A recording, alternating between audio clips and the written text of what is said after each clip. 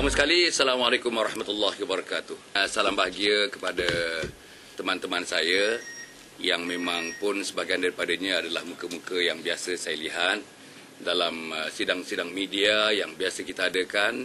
Okey, pertama sekali saya melalui PC yang kita adakan hari ini mengucapkan terima kasih, jutaan terima kasih kepada rakyat negeri Selangor. In particular the voters. Kita ada 1 juta lebih pengundi-pengundi di negeri Selangor yang telah menunjukkan kecenderungan yang sangat hebat. Pertama-tamanya dalam sejarah, hampir 53% daripada pengundi-pengundi Selangor, Chinese, the Indians and Malays, nampaknya telah mengubah arah untuk memilih BA, tidak memilih BN dalam pilihan raya kali ini. And therefore it is only good kalau kita mengucapkan terima kasih, jutaan terima kasih kepada seluruh pengundi. Nombor 2, saya ingin merakamkan yesterday ceremony took place in Istana Kayangan in which Tan Sri Datuk Khalid Ibrahim telah dipilih menjadi Menteri Besar Selangor. Saya ingin merakamkan bagi pihak PAS Negeri Selangor, PAS Pusat, PAS Negeri Selangor in particular, kita sangat-sangat bangga dengan pelantikan itu. Kita sangat bersetuju dengan pelantikan itu. Hatta awal-awal lagi pun PAS memang bersetuju dan memberikan sokongan. 2 surat sokongan telah pun kita berikan, menggambarkan sokongan kita yang tidak berbelah bagi untuk memilih Tan Sri Datuk Khalid Ibrahim menjadi Menteri Besar Selangor.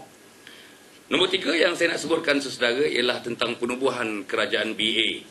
At this stage kita katakanlah kerajaan BA begitu bagi negeri Selangor menggantikan kerajaan UMNO BN bagi negeri Selangor.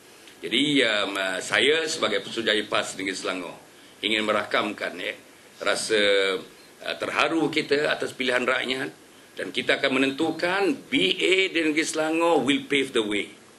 BA di Negeri Selangor will always be there at the first line dalam di mana-mana pun untuk menunjukkan tahap sokongan, darjah kesokongan di antara PAS, PKR dan DAP dalam mana-mana negeri. Dan kita nak modelnya sekarang ni, we are going to create a model, the working model, in which all the parties, PKR, DAP, PAS, kalau kita nak lihatkan bentuk kerjasama, kehebatan kerjasama, keunggulan kerjasama, Selangor mempunyai kapasiti dan capability untuk mencerminkan kerjasama tersebut. Dan insyaAllah PAS Negeri Selangor, pimpinan PAS Negeri Selangor, tuan-tuan dan puan-puan seluruhnya akan menyaksikan kerjasama ini akan berterusan sampai agaknya tahun yang keempat, tahun yang kelima pemerintahan kita.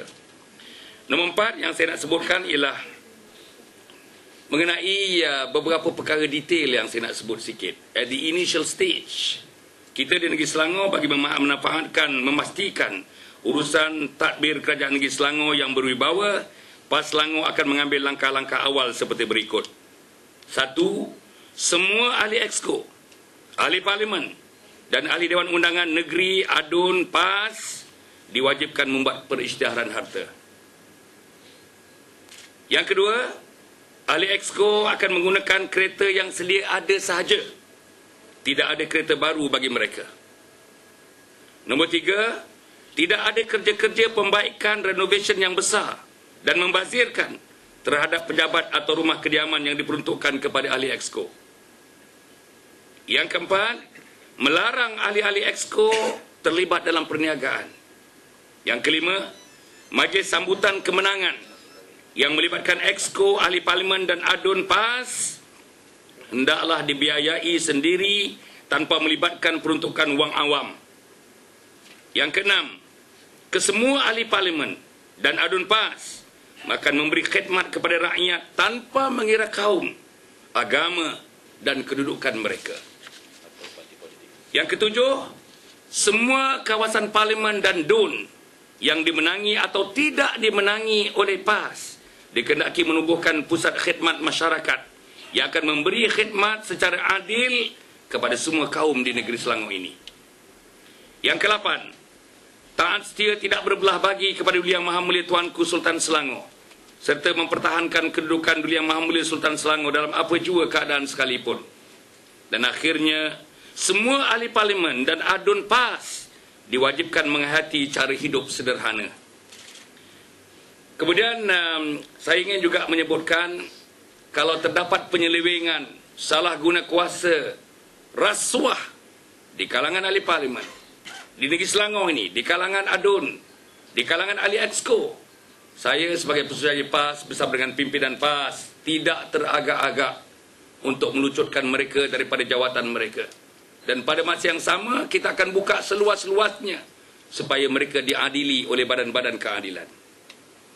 Kemudian kita juga dalam hubungan ini, dalam tempoh peralihan ini, PAS Selangor akan menegaskan bahawa satu, semua pemegang jawatan dan kaki tangan di SUK dan dalam semua jabatan dan agensi kerajaan akan kekal dalam jawatan masing-masing, akan kekal dalam jawatan mereka masing-masing.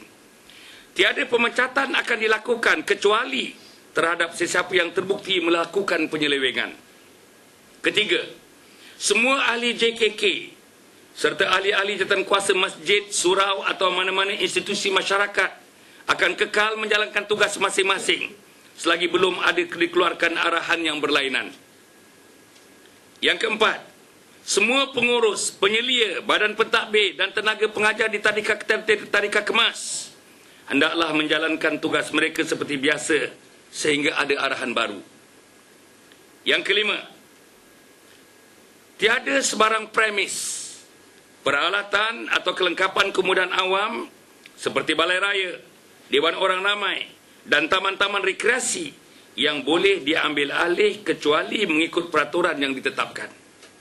Dan akhirnya yang keenam, sebarang kemudahan untuk orang ramai yang dikuasai dan digunakan oleh mana-mana parti politik akan diserahkan semula kepada kerajaan negeri bagi kegunaan orang ramai mengikut peraturan dan prosedur yang tertib dan teratur.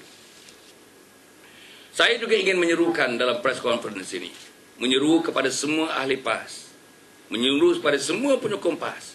In fact, I'm extending this appeal to all the Selangorians agar kalau dapat melakukan perubahan pucuk pimpinan ini dengan cara yang paling hikmah, with the wisest wisdom. Wisdom tu dah wise dah, the wisest degree of wisdom. Kita nak menentukan, insya-Allah, we are cultured people. Nak menentukan, insya-Allah, dengan izin Allah Subhanahu Wa Taala, bukan saja cultured people, we are very disciplined Lord. Dan ini mesti ditunjukkan. Dan inilah di antara garis-garis yang akan dipegang oleh rakyat untuk menunjukkan, memberikan sokongan kita kepada kerajaan baru ini. PAS Selangor akan mengambil tindakan disiplin yang tegas terhadap mana-mana ahli yang melanggar arahan di atas. Semua ahli dan penyokong PAS diminta untuk bersabar, bertenang serta bertindak dengan penuh hikmah. Keadilan adalah untuk semua.